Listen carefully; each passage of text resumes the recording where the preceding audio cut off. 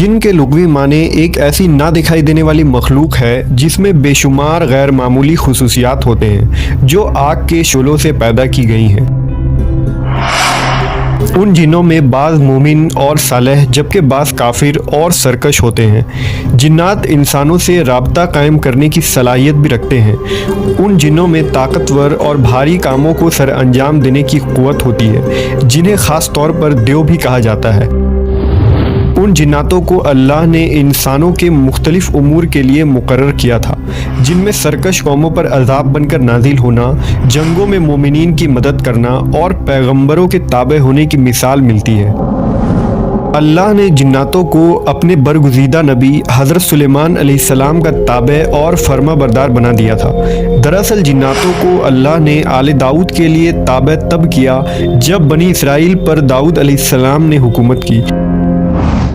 اس زمانے میں پہاڑوں میں بسنے والے دیو ہیکل جنات اتر کر انسانی بستیوں میں آنا شروع ہوئے۔ حضرت داؤد علیہ السلام نے یہ دعا کی تھی کہ ان کے بیٹے پر بھی اللہ اسی طرح رحم فرمائے جیسے ان پر کیا تھا، لہٰذا آپ کے سچے جانشین حضرت سلیمان علیہ السلام کو اللہ نے عظیم بادشاہت و حکومت عطا کی۔ آپ کی حکومت نہ صرف انسانوں اور جانوروں بلکہ جن اور شیاطین پر بھی ہوئی۔ یہ جنات آپ کے نوکروں چوکروں کی طرح حکم بجا لاتے تھے۔ وہ آپ کی حکم پر بڑی بڑی عمارتیں بناتے تھے۔ ان جناتوں میں سے جو بھی سرکشی کرتے آپ اسے زنجیروں میں جکڑ دیتے۔ وہ اپنے کفر و سرکشی کے باوجود آپ کے تابع فرمان رہتے تھے۔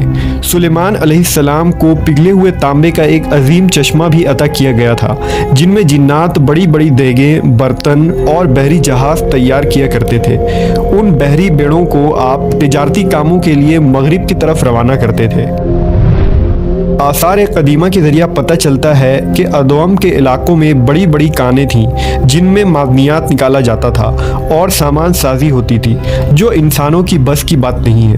ان جناتوں میں بعض غوطہ خور بھی تھے جو سمندر کی تہہ میں غوطہ لگاتے اور لولو جواہر اور دیگر قسم کے نایاب پتھر سلیمان علیہ السلام کی خدمت میں لایا کرتے تھے۔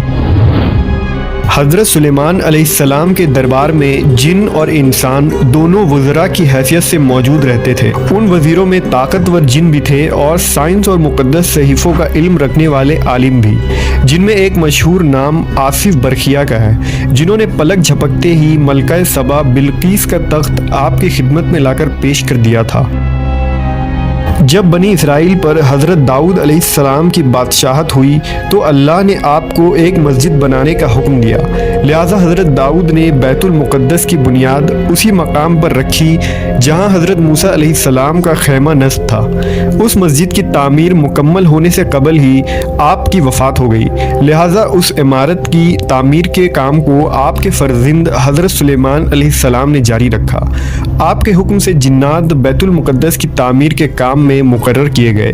وہ بڑے بڑے چٹان کو دور دراز کے علاقوں سے لاتے اور مسجد کی ستونوں کی بنیاد رکھا کرتے تھے۔ ان قدیم اور عظیم چٹانوں کو آج بھی مسجد اقصی کے اندرونی حصوں میں دیکھا جا سکتا ہے۔ سلیمان علیہ السلام کی نگرانی میں عرصوں تک دیو ہیکل جناتوں نے مسجد کی تعمیر کا کام سر انجام دیتے رہے اور آپ کی معجزانہ وفات کے ساتھ وہ عظیم الشان مسجد بن کر تیار ہو گئی۔